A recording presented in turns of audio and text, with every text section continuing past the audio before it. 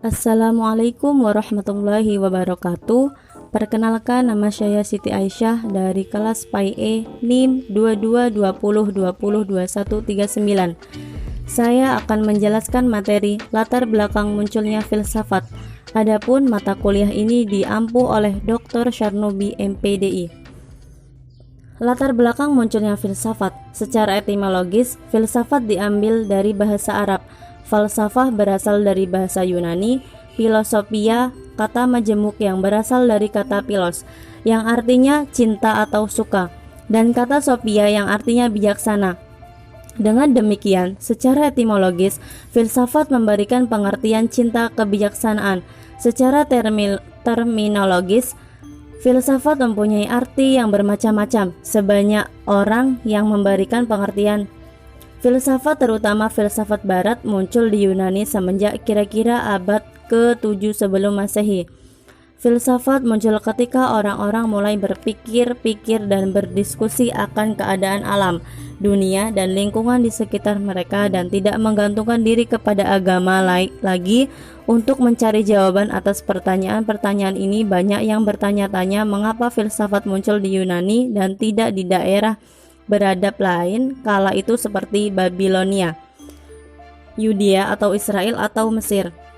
Jawabannya sederhana, di Yunani tidak seperti di daerah lain-lainnya, tidak ada kasta pendeta sehingga secara intelektual orang lebih bebas. Awal mula lahirnya filsafat, menurut Profesor Kiai Batnes, ada 3 faktor yang mendahului dan seakan-akan mempersiapkan lahirnya filsafat di Yunani. Di Yunani terdapat mitologi yang kaya dan tersebar luas. Mitologi ini bisa dianggap sebagai perintis yang mendahului filsafat. Bangsa Yunani telah mengadakan usaha untuk menyusun mitos-mitos yang beredar di masyarakatnya menjadi suatu bangunan yang sistematis. Dalam usaha-usaha itu sudah tampak sifat rasional bangsa Yunani. Peran sastra Yunani dalam bentuk syair-syair yang digunakan untuk buku pendidikan bagi masyarakat Yunani, misalnya peranan syair Homer yang digemari masyarakat Yunani untuk dibaca dalam rangka mengisi waktu luang. Syair ini mengandung nilai edukasi. Faktor ilmu pengetahuan yang berkembang pesat di Yunani. Bangsa Yunani berutang budi kepada bangsa lain, misalnya Mesir untuk ilmu ukur dan ilmu hitung, serta ilmu astronomi yang dipengaruhi oleh bangsa Babilonia. Para filosof Yunani di masa awal kemunculan filsafat rata-rata punya latar belakang sebagai ahli matematika, astronomi, ilmu bumi, dan berbagai ilmu pengetahuan lainnya. Karena itu, para filosof Yunani yang merintis atau filsafat disebut sebagai filosof-filosof alam. Mereka berpikir tentang alam, apa hakikatnya, bagaimana kemunculannya, dan apakah sifat-sifatnya yang paling hakiki. Dengan demikian, filsafat yang pertama lahir adalah filsafat alam. Filsafat Yunani muncul dari percampuran antara mitologi, mistisme, matematika, dan persepsi yang rusuh begitu rupa sehingga segalanya tidak beres dengan dunia. Dan setelah itu, sejarah filsafat Yunani dimulai pada abad ke-6 sebelum Masehi, suatu zaman yang oleh banyak pendapat dikatakan sebagai zaman peralihan dari mitos ke logos.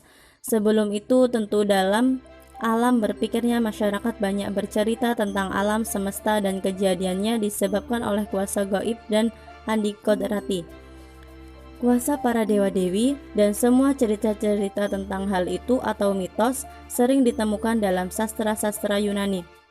Sedangkan rentang waktu zaman Yunani kuno berlangsung antara abad ke-6 sebelum Masehi sehingga awal abad pertengahan, antara setengah 600 tahun sebelum Masehi sehingga tahun 200 sebelum Masehi. Pada zaman ini dianggap sebagai cikal bakal filsafat yang ada sekarang. Pada zaman ini semua cerita mitos yang telah lama berkembang di masyarakat digantikan dengan daya akal atau rasio atau logos yang begitu hebat. Hal itu terjadi ketika mitos sudah tidak sanggup lagi memecahkan masalah kosmologi.